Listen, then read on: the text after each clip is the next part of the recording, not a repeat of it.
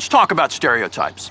You're a busy professional. Now what that means is that when you go to work every day, you can't process all the stimuli around you, all the ideas consciously, and so you have to rely on certain cognitive shortcuts. Probably the most famous, certainly the most dangerous, is the stereotype. Now a stereotype is when you see a person, you know they're a part of a group, and you think erroneously things about them. So for example, you see a female. What stereotypical things might we think about a female? We might think they like to cook or that they're bad drivers, all of which is usually wrong and gets us in trouble, and that's the danger of stereotypes. I'm sitting in class one night, for example. I say, I'm going to give you a word. I want you guys to repeat back to me what it is you think stereotypically in response to the word I give you. So I say woman, and they say bad driver, and everyone laughs. I say cheerleader, they say stupid. I say professor, they say boring. It's kind of funny, and everyone loosens up. Finally, at some point, I'd turn a corner and say something different, and I'd say prisons. And they would say bad people, violence, place I don't want to go, uneducated, all kinds of ugly things.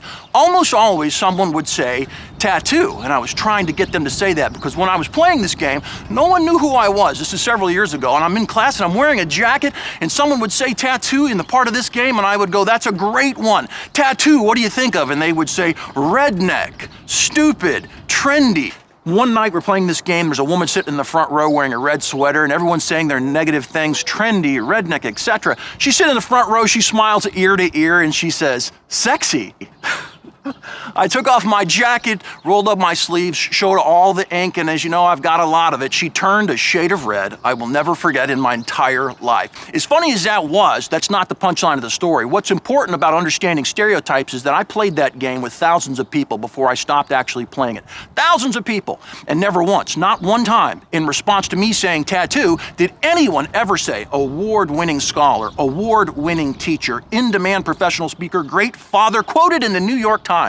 Not once. Why not? Because that's not a part of that efficient but not effective cognitive mechanism called a stereotype. Now here's the question. How often are you doing that at work? Think about it.